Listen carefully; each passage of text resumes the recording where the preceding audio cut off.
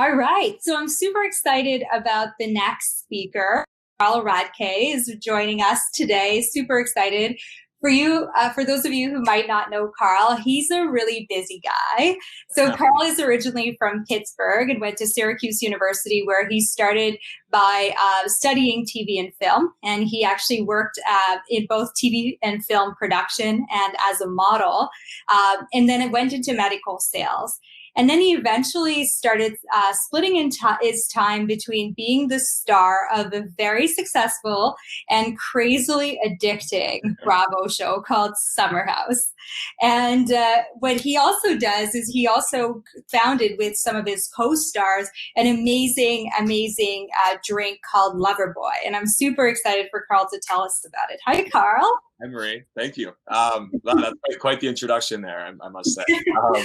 Yeah, I think the takeaway is I've probably, like a lot of entrepreneurs, I've tried my hands at a lot of different things. And it's funny, after 10 years of trying different stuff, I've landed on something called Loverboy, which we're really excited about. And again, thanks for having me, and shout out to all the Canadian fans out there. I crossed my heart for Canada, so thanks for including me in this. So excited.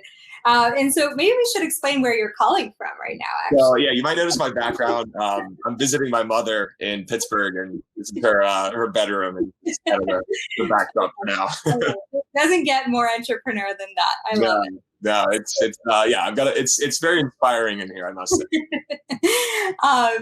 Awesome, Carl. So why don't you start by telling us a little bit about the founding story behind Loverboy? Yeah, so I'll just kind of show the can so everybody can kind of see. Loverboy, basically, in kind of the elevator pitch that we like to say, is a better for you alcohol brand. The authenticity behind the brand, we like to feel like there's a brand story. And I think, sometimes with alcohol, the ingredients and actually being able to read a nutrition label is very difficult. So kind of to back it up, how Loverboy came about was, I've been on this TV show we're going on our 5th season now. It's crazy. For anybody who's not familiar with the show, it's, a reality show on Bravo that revolves around, 7 to 8 group of friends that during the week, work their butts off, whether it's in, for me, it's been in sales and kind of business development. But we all have this kind of crazy New York hustle. And then on the weekends, certainly let loose in the Hamptons. Unfortunately, what people don't realize is, like, when we join this show, Bravo doesn't give you free alcohol. And we were kind of, savvy and smart. So we were getting free alcohol from the big brands like Budweiser, Sam Adams and some of these other companies. But, we're drinking all day. And I dare people to look at, any kind of beer that they have or any kind of alcohol. There's very rarely what's in it from a calorie perspective. So we found ourselves drinking a lot of alcohol that had a lot of sugar in it. We didn't really realize that until too late. Combine that with the amount of awareness and exposure we were giving these big brands, we were actually told we couldn't drink a certain brand anymore because they actually weren't buying advertising on Bravo. So, kind of this whole better for you movement has been, popping up obviously the last few years. Any other product, mostly in an aisle, you can pick it up and read how many grams of sugar are in it, or is it organic? Is it gluten-free? So we decided to create a hard tea initially, which is a 0 sugar hard tea. It's gluten-free, it's organic, it's keto friendly, 90 calories. The whole idea was building something that you could drink all the week. Definitely leveraged our platform on Bravo to really tell our brand story, which I think a lot of alcohol companies don't really have a lot of brand story. Right. So yeah, that's kind of how it all came about. I can't take full credit for the idea and or the name, but I have been around since the genesis of it. I mean, what a smart idea, right? Like you looked at the opportunity, you said, we're advertising people, like other people's brands, why not create our own, right? So I think that's an awesome story. So as an alcohol brand, and obviously as a very, social brand, because it really is part of your DNA. Like you see it on your social media, you guys are, all over. I bet that COVID-19 has really impacted your plans. Like I'm sure you were planning summer festivals and things like that. Can you tell us a little about that? Yeah. I mean, I think, everybody on this call, we're all have been affected in some way, shape or form. I think for us, kind of when we initially launched, I mean, obviously we're a very digitally native brand, being that we've, leveraged our social media. When we first launched, you could actually buy our product online, only in the state of New York. But we did that with that in mind. I mean, the market was kind of shifting, I think, just to people being able to buy buy things online. And we, since we had a large social media following, online was always our focus at the beginning. Now that kind of paid dividends right now, because with COVID, I mean, yeah, we were planning to be at South by Southwest. We were planning to be at some smaller music festivals. We were planning to do all sorts of events and tastings. So we've had to kind of shift that. But luckily, due to the nature of the laws in the world, so this is technically what they call a beer product. And with beer, you can't ship across state lines. So what we decided back in December is we're not able to reach some of these consumers in markets that we don't have the tea there yet. So we created a Loverboy Spritz, which actually is a canned cocktail with a wine base. Wow.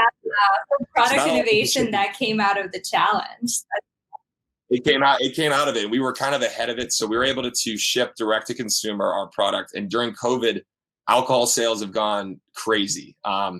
We've seen people willing to buy $100 and never even trying the product once.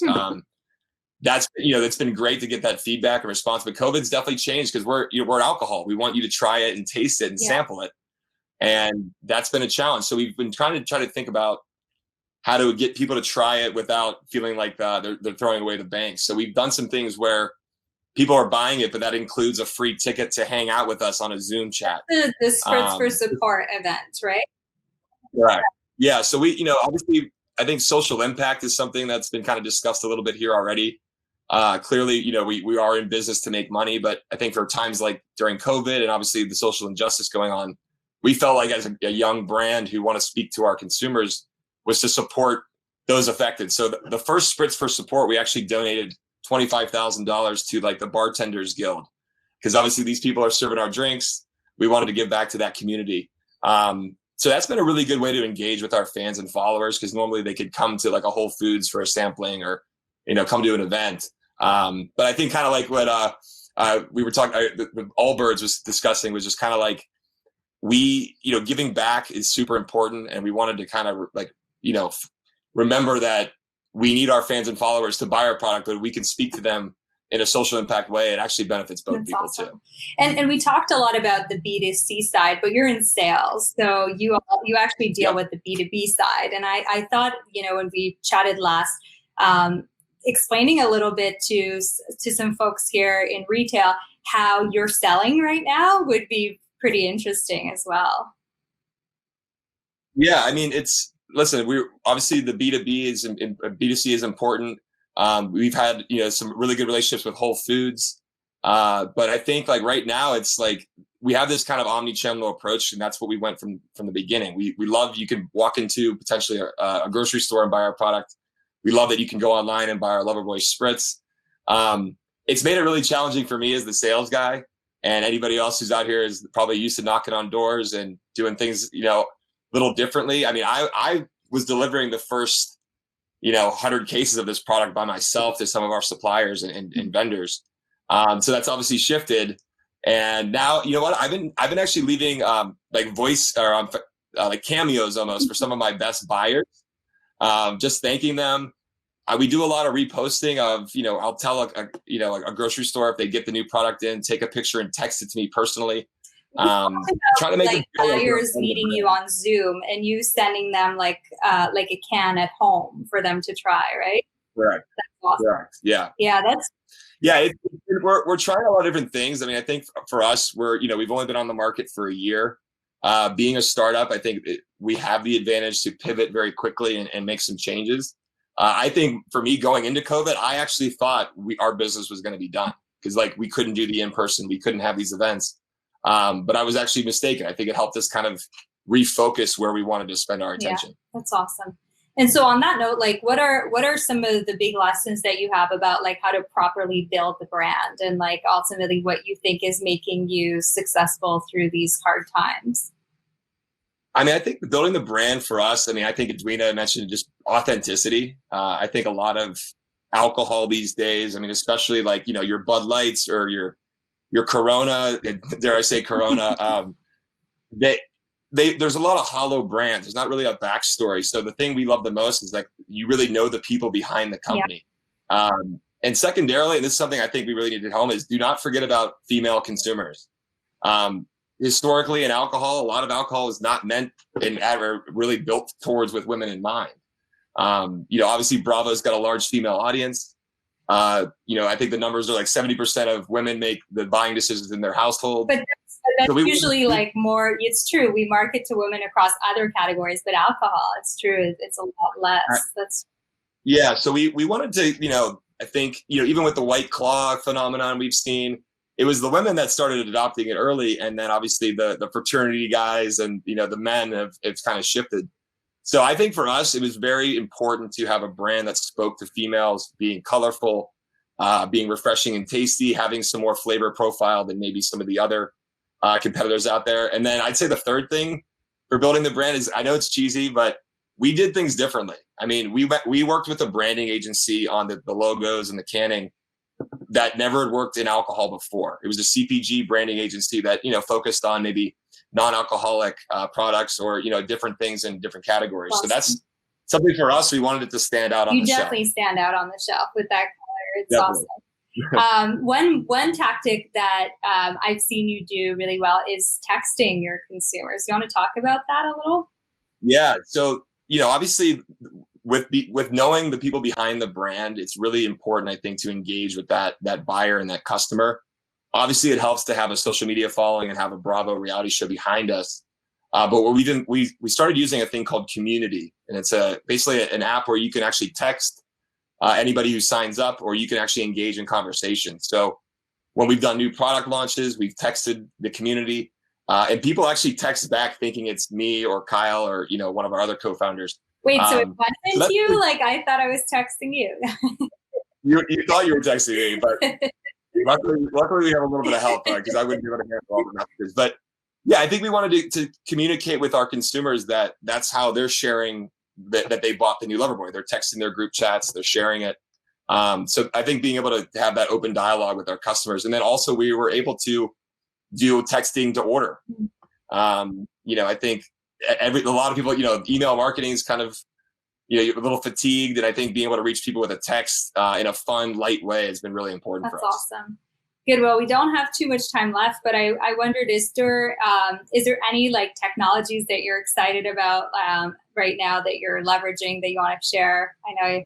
Well, I think everybody probably wants to ask about TikTok. Yes. Yeah. I'm 35. I kind of came late to some of the social media stuff, but we have some younger, people on our team that really have expressed that we are not on TikTok yet. I'm curious to see if anybody in the chat has worked with TikTok, or, we're still thinking through how to leverage that from like the return on investment of it. Like how can we get people to convert? But it is an awareness game too. So, TikTok's on our radar, but I would definitely say like Zoom needs to be used a lot more, because for us having a following, we've been able to highlight like a fan during a Zoom hangout, and they it's amazing the reaction. They really feel like they're a part of the brand, and buying from a company that they feel like they know. That's awesome. Now that you mentioned being part of the brand, Aditi actually had a great question on the chat. How do you involve your community in new product development or creation? Have you thought about that? Absolutely. So it's funny she brought that up, because we recently just did a community text to our fans, and we've got about 8,000 people signed up on Community. We actually asked them what they wanted the next. Wow.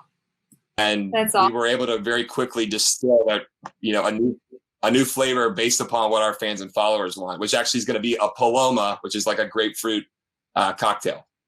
That's awesome. Wow. And I bet they'll be like so much more engaged with the product once that comes out.